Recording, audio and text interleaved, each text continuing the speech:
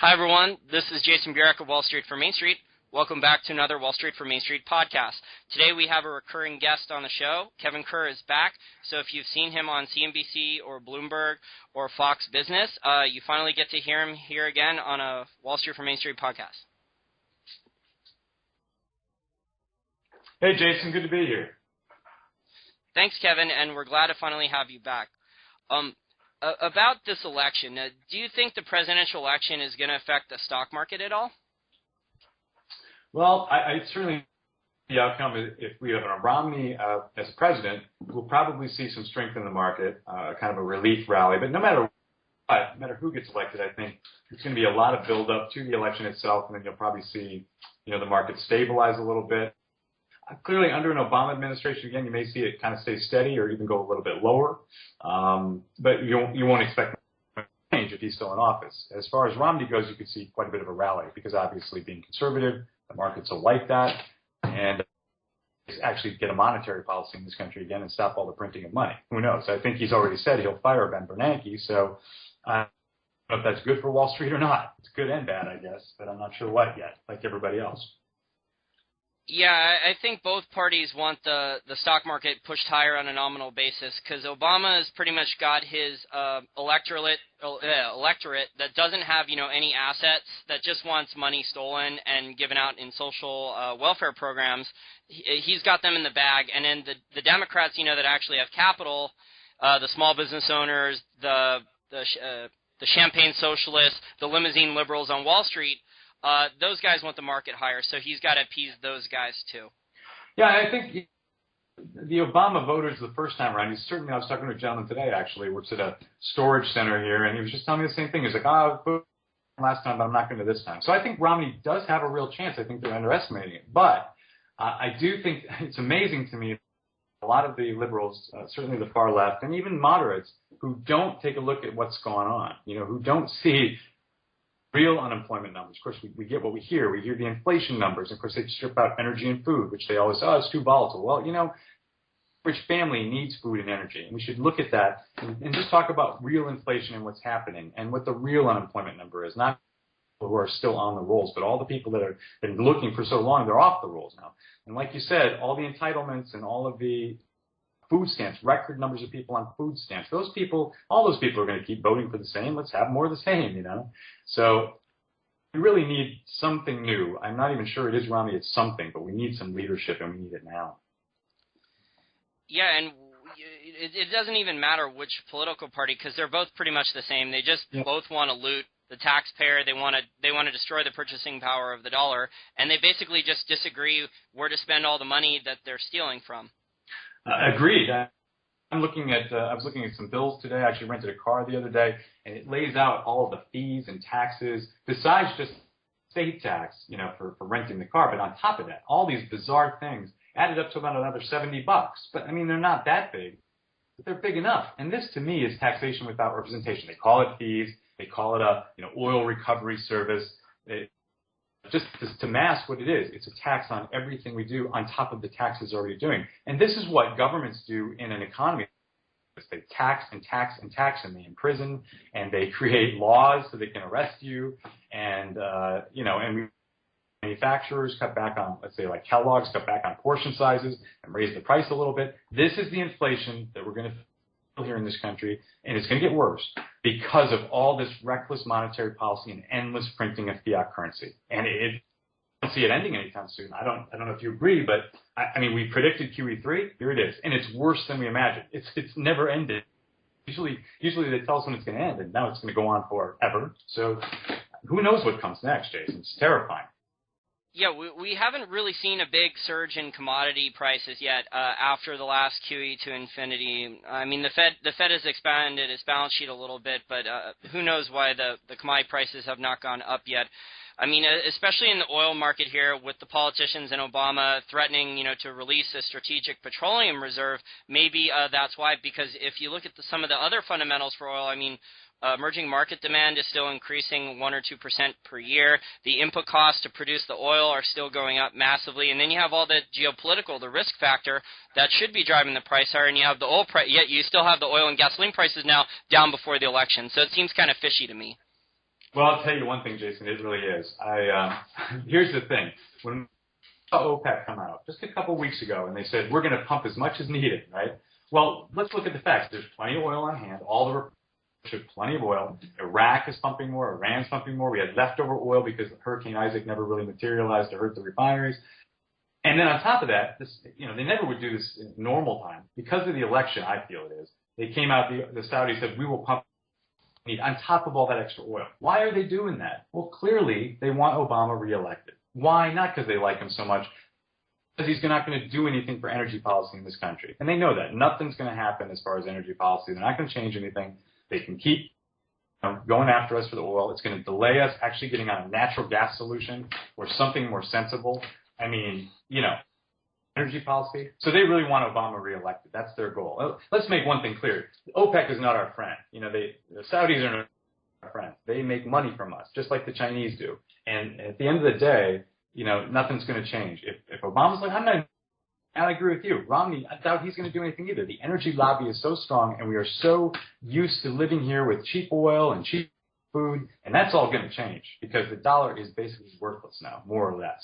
So, we have dug our own hole and still in denial. I mean, denial is rampant, but hopefully something will get done to change it. Yeah, Obama's going to waste, if he gets reelected, and he's already done this in this term, he's going to waste a lot of money on literally foreign job projects for wind and solar. And then, he's going to shake his fist at the oil companies, and he's going to increase the taxes. And you have this fracking boom here in the United States, which is great because, it's helping offset the depletion rates at some of the light sweet crude wells and the North Sea and the Saudis, the depletion rates there. And Obama's going to come in, and the Department of Energy and the EPA are going to come in with all these mandates and guidelines, and and the Saudis probably want this too. It's going to force the production costs up on the fracking because there's going to be all these mandates, for cleaner water and stuff like that. So I think that's one of the ways the Saudis have figured out is to, force the U.S. into higher regulation oil prices. No, you're absolutely right. I mean, that's exactly what's going to happen. Any domestic energy sources we're working with, they're going to be, all these EPA regulations, all these things put in, absolutely they know that. And it'll delay. This is the thing I was watching. I don't remember which crown prince it was or who was talking in Saudi Arabia, but they've admitted, we're probably at about 50% of our supply that we've had in a lifetime for oil. And so they know that, not right away. I mean, as you and I have spoken about before, peak oil, about, turning off the tap and there's nothing left. It's just about that oil is no longer, so easy to get to. It's very hard to get to and costs more money, and those costs are passed on to us. I think the Saudis' level of profitable level is more like $75 or $80. So, it's not as cheap as it used to be at all. And so that's what people don't understand. Peak oil is not about absolutely running out of oil, but it's about cheap and easy stuff is gone. And we have to admit that to ourselves. And at the end of the day, we have a solution here. That's the sad part. We have all this natural gas. We have cars and buses that run on natural gas. You easily make a mandate that, if you want to drive your SUV on diesel, you can do that, but it'll cost you an extra tax, or a fee. That's a choice you make. That's fine. But you got to use a flex fuel vehicle or something. Gas in a certain amount of time. I mean, I don't want to command and control. That's what we don't like in the government. But at the end of the day, this is a national emergency. I mean, you should have taken that cash for clunker stuff and all this Kiwi money and put it towards building a pipeline network, helping, and that would have created jobs. I mean, I could go on for days about what should have been done. But it can still be done, but we're running out of time. And if we waste another 4 years, well, eventually it's going to be really ugly. So I tell people say, oh, well, gasoline will never go to $8 here because nobody would drive. That's nonsense. $8 in Estonia for gasoline, it's per liter. It's around $8. People still drive. It's just extremely painful and they're poor. So at the end of the day, we have to get smart and realize that we have no solution while our currency is weak. We're begging China to buy our treasuries. That relationship has got to, change immediately. I hope Romney gets into office only because I hope he'll fire Ben Bernanke, who to me has committed, financial treason, quite frankly. Yeah, Max Kaiser calls Ben Bernanke a financial terrorist. But, I mean, almost all the central bankers, if you look at the basics of Keynesian economics, this is all they really know how to do. It is. And, he's following his natural instinct. And I guess a lot of people are saying, oh, they'll not print, they won't do it anymore. But, they'll probably do it again. Quite frankly, it's not doing any good, but they'll probably do it again. And at the end of the day...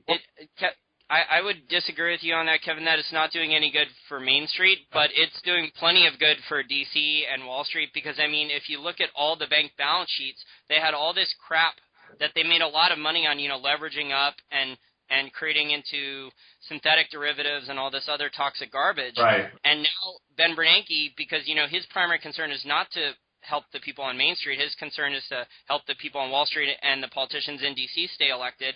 He's going to take all this garbage off the bank balance sheets, and he's going to give them fresh new capital to speculate with in the markets. And, the banking system, they don't make their money loaning out loans anymore. They make their money, speculating in the markets now. Well, you're absolutely right. I should clarify my comments, but you're right. I mean, look at what was the plan of doing this anyway? If I understand it right, and I'm not an economist, but, it was to out the money, put the money to the banks would lend it out, people would be able to buy homes, then get home equity loan and buy more from China, right? I mean, this is the mentality, right? And then the economy would revive itself. It's the most ridiculous thing ever, and it hasn't worked 3 times, more or less. And we're growing so deeply in debt to China that, I saw a road sign the other day. It was a brand new road. I saw it on the internet, actually. And the sign said, "This road was paid for by your children and your grandchildren." Because that's true, right? We have mortgaged our children's future. I moved my children out of the country. I'm leaving the country. I love America, but America's not here anymore. The America I believe in anyway. So I'm looking for America abroad, quite frankly. Opportunity. The American dream, when my grandparents and great-grandparents came over to this country, the American dream was economic opportunity to own your own business, personal liberties, personal freedoms. You had a chance, to start over, to build up your business, and then after your business did well and you made some money, then you could go buy all these things. I mean, look, like the American dream now. They want to raise a family, they want to own a home, they want to pay their taxes reasonably, and that's it. And what we've morphed into is take what you get, take what you can get. It's all in for you. Nobody wants to work. Honestly, we have unemployment. But we also have a lot of people just feel entitled. Look at the union workers; they're getting $80 an hour. How are you going to compete with that with manufacturing elsewhere? It's impossible. And there's many other places. I mean, people want all these entitlements, and yet we don't have the money to pay it. And they want, and there's waste and corruption. It's amazing. We support the entire world basically, and we're so in debt. How can we pay for anything else? We can't even pay for our own bills. It's crazy. This is what down, and we've all grown up with that or lived with that for so long, we expect it. And there's a dark cloud hanging over it. There's some very bad news to come because that is going to end eventually. And just like Rome, I know people make that comparison a lot, but there are just incredible similarities. The arrogance, the denial, like you mentioned earlier, we're seeing just a lot of comparisons to what went on in the end days of Rome or the last few years. Corruption by leaders. I mean, we've seen some of these government officials just boggle my mind. And it just goes on and no answer, Yeah, the U.S. is on the path of the Romes, the British empires, the Soviet unions to some extent. You see similarities, bits and pieces from all of these different ones. Now let's transition here to a better topic here for our listeners here because, we're about trying to make our listeners some money here. So China's had would you agree, be in the camp that China's had a hard landing, or do you see things differently? Well, I think certainly they have. I mean, look, their economy was going at such a clip, and they've had so much growth there that it was bound to hit a wall at some point. I mean, they have been kind of independent of the rest of the world more or less, but they're connected now, and you've got a growing middle class there, and you overbuilt, did a lot of things, and they're feeling the pain like everybody else. Of course, in China, it's exponential. If it feels bad here, it feels real bad there.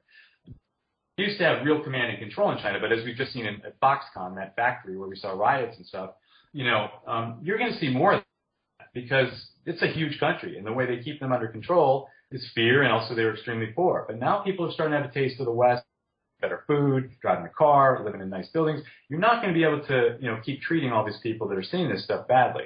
So they've got no problem over there. However, I mean, you can't call, the growth drop, it's not like they're at a standstill.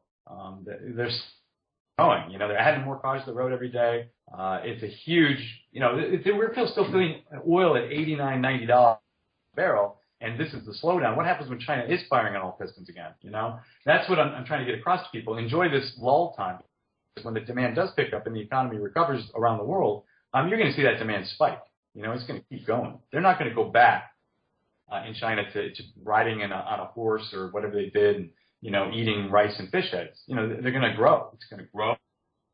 It's going to be a huge superpower, while America is going to be indebted to them. We'll probably end up, being their slaves in factories. I'm serious. I mean, we're going to owe them. Or it's going to be what I predict is a war. Unfortunately, because what else are we going to do? It's not like we can ever pay this back. Renege on the loan, or I mean, I don't know. It's really, really terrible situation, and I'm not sure how. Well, that's why I think what's being done, Kevin, is the difference between not being paid back nominally and being paid back in real returns. So they're just going to basically devalue all the debt away, and the purchasing power is going to get wiped. So what's going to happen then is purchasing power of the currencies, which essentially back, the treasuries, because right. Those are both debt-based instruments, and that's what's going to happen there, in my opinion. So what do you think then about the commodity story based on the way you see China? Do you think then that all the commodities are going to be affected the same way, or do you think that oil and the softs and the food-based commodities are going to do very, very well, even if China is slowing down, as we both basically agreed? Or do you think then that the base metals could also do reasonably well in that environment? Well, let me take them one by one. I think, anybody who thinks that oil, and there are a couple of people that are out there that have the opposite opinion of what I do. One example, I won't say his name, but he's very big newsletter writer, big publisher, and he's talking about oil going to $15, okay, or $30. Well, I'm the very opposite. We will certainly oil continue to trend higher as it runs out, if we don't find real solutions around the planet for something else, and that'll take years. So prices are just going to keep going up for the reasons we talked about. And China demand is a huge factor. So if China gets back firing on all pistons, and that demand is going to be exponential. And they're doing deals with Russia, they're doing deals with Canada, Brazil too. Brazil, everywhere. They're in Africa, doing everything down there. They're getting ready for the long haul, while we're sitting there arguing over we should drill in the Anwar. We're turning away Canadian pipeline, the XL pipeline, and then complaining that they're doing business with China now. We're just being ignorant, arrogant, and stupid. We're not making a plan for the long term. We have probably the best resource we have in this country is not only technology and entertainment, but is agriculture. And we need that. We're not protecting that. What are we doing? We're growing corn-based ethanol and ruining the farm fields and ratcheting corn up and putting farmers out of business. The whole thing is upside down. I see agriculture, gold, and other precious metals, and oil as being the commodities that you're going to watch. They're going to be volatile. They're going to go down a little bit. They're going to go down a lot sometimes. But over the years, if I talk to you 10 years from now, I bet we look at that and we go, wow, remember when oil was at $100? Yeah. I mean, and anybody who doesn't think so, again, there could be solutions we see come in for oil. It may cut down. You may see some demand destruction, but the growth in China and elsewhere in the emerging markets is going to make up for a lot of that at the end of the day. And we're not seeing any of that alternative energy really take hold as of yet. So those are the three I like the best. I think agriculture is really underestimated, huge, especially with China. So, I think the commodities overall, especially the softs and the energy and gold, will do great. Okay, yeah, and I think the thing here about natural gas, and I agree it is a long-term solution, but the issues with natural gas is we don't, in the United States, have a lot of areas to store it. Mm-hmm. We don't have the infrastructure to move it all over the country completely, and we don't have the infrastructure to be converting it to engines for natural gas stations. We don't have all that. We'd have to, replace the gas stations, and the amount of money, the amount of investment that would require, it would be more than the Pickens plan, and the Pickens plan can't even get passed. Yeah, again, this would in a perfect world have been done 15 or 20 years ago. But let's fast forward to now. We can't afford it, but we could execute it. This is the thing. If you use the Brazil example where they switched over, they said we're fully energy dependent. I'm not going to tell the whole story, but they made a commitment to it, and they did it within 20 years. Now they're net exporters. Now, a small country, they cut their defense budget. We can't do that here. The bottom line is what we can do. They got ethanol in every gas station. They mandated it. They changed the machines to handle that. They created the infrastructure, and private investment did as well. And it's worthless. If they spent that money on natural gas instead, built pipelines, it would also create jobs. That's the other issue here. You would actually create infrastructure jobs. You're going to print the money, use it for something sensible. But I agree with you. It would take a long time. You got to build terminals. You got to build, get LNG ships if you really want to start exporting. got to make it transportable, so you're going to have to build a lot of pipelines. All this takes time and money. But we have to start sometime. I mean, this is the answer here. There isn't a cheaper one on your car. I disagree about the technology because we already have cabs in Chicago all run on natural gas. We've got buses that run on. It wouldn't take much effort to force people to do it. I mean, honestly, that's what you have to do. You're going to have to make it a mandate. If you don't want to do it, you still want to drive your diesel fuel car, and then there's a tariff for that. This is a national emergency. When we have the President of the United States having to bow to the Saudi prince, it's ridiculous. We're selling ourselves short. We're going to be over a barrel. We're going to be owing China money, be beholden to the Middle East and all the uncertainty there, and left out in the cold. So, yeah, should it have been done 15 years ago? Yeah, but it didn't happen. So now we need to do it now. And I don't see it happening with either of the candidates that are on the ticket right now, unfortunately. Yeah, I agree. And, both candidates are going to – they just basically want to maintain a lot of the status quo. I don't see radical change from either candidate.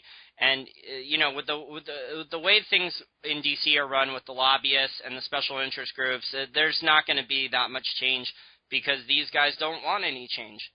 Well, the environmental lobbyists is trying to be companies wrap themselves around them sometimes because they don't want they don't want any of this natural gas stuff going on. The bottom line is the energy lobbies. But the funny thing about the environmentalists, Kevin, is they're saying natural gas is so evil and we want wind and solar, but then they look the other way about China destroying its environment for the rare earth. Yeah, it's funny, isn't it? They forget when they start arguing. Forget that. Look, the ridiculous argument is, I believe we should protect the environment. And most of these companies do an outstanding job of it. Yes, there was the BP problem. It was awful. The bottom line is that stuff's going to happen whether it was intentional or not. It happens. Technology, it happens.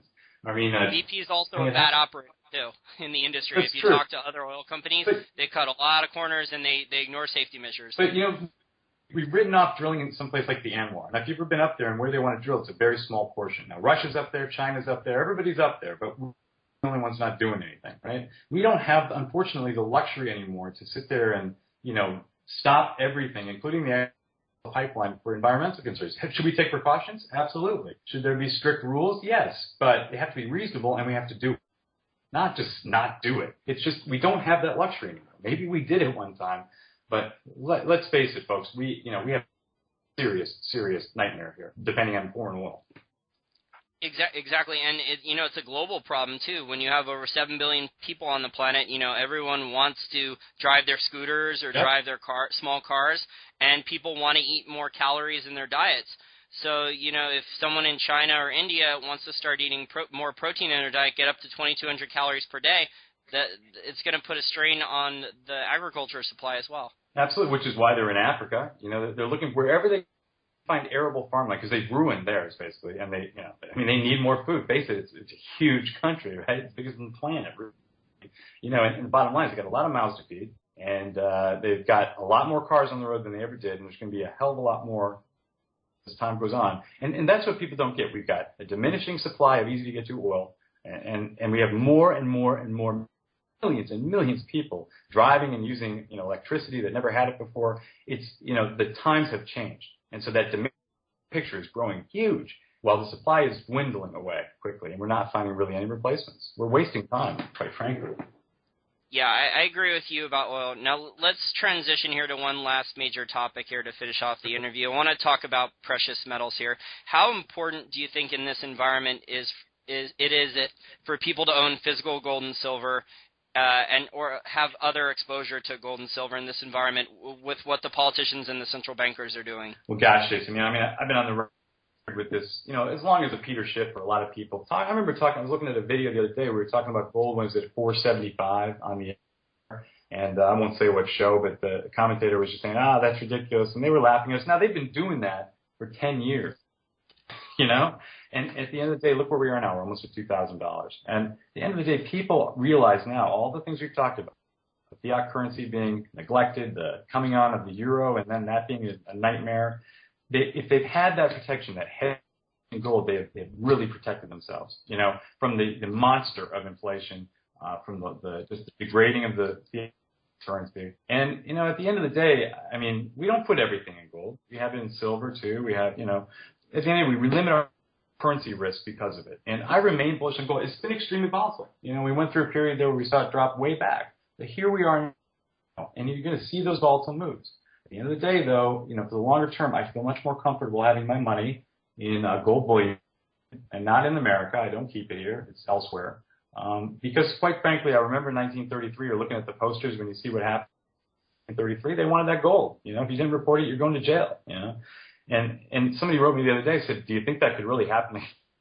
I said, "Yeah, it's already happened. It happened once before. It could happen again for sure." And I don't like to sound paranoid, but the bottom line is history repeats itself. And the government's desperate now. So people that think they won't do that again, I think are foolish. It could happen for sure. Yeah, I don't know if they'll outright confiscate the physical bullion, but they might put a windfall profits tax on it, or they might try to confiscate the physical gold in the GLD or something like that. It's just like they do with everything else. Calling QE3 rather than what it is, they call it QE3, quantitative easing. So they'll name it something else. It won't be we're going to confiscate your gold. It'll be we're going to secure your gold, in the national interest and give you a third of the price for it. That's what they're going to do. Yeah, I mean, it's the QE3 is confiscating our purchasing power, and I think they're trying to, what Ben Bernanke is trying to do is manage a stagflation. He's trying to create a controlled amount of inflation. He's trying to keep things, between free market forces, debt deflation, credit, where the banks shut down, where, work stops, stuff like 1933 type, before 1933, 1929. Well, again, I don't want to sound overly paranoid, but I'll tell you this. If you see the command and control that's coming in, and let me just give one example. Mayor Bloomberg controlling how much soda people can drink. New laws we're seeing, just crackdowns and everything. And then this fiscal treason, as I call it, like Ben Bernanke, giving the money to the banks aren't lending it out. It's just a whole puppet show. And the bottom line is, I see people, being in real pain real soon. I also see people like you and I that speak out, actually, being looked at, and do I think there'll be prison in Kansas City? You bet. They'll call it something else. It won't be treason, but it'll be something else. I don't know. This is where we're headed, and this all has happened before. It's not impossible for the government to do, and I think everybody needs to protect themselves and to really look at their financials and say, do I really want to keep all my money in dollars, or I want to look at owning something physical and tangible and put it somewhere safe? That's the bottom line. You got to protect yourself. Amen. I completely agree, Kevin. As we wrap up the interview here, Kevin, can you tell our listeners more about your work and how you can help them trade, especially the agriculture sector? Because There's just not many good investment vehicles or trading vehicles for the agriculture sector. You and I had a discussion like this before we stopped recording, and I think you could really help our investors in the ag sector. Well, sure, Jason. My two sites, the KerrCommoditiesWatch.com, so it's my last name, CommoditiesWatch.com, is our trading letter, our flagship letter. And our new site, Resource Renegade, which is really exciting, is going to be tracking me for a year. This next year, all of 2013, I'll be traveling all over the world, Russia, hopefully China, Australia, everywhere, looking for resource opportunities in commodities, in the futures, and in equities, key equities. And interviewing these people, there'll be lots of things to see and just really interesting places to go to. The Gold Souk in Dubai, maybe Rosneft interviews in Russia, just really cool things that the viewers and the readers want. So I invite everybody to stop by. We also have CommodityConfidential.com. It's our free front-end letter that people seem to like.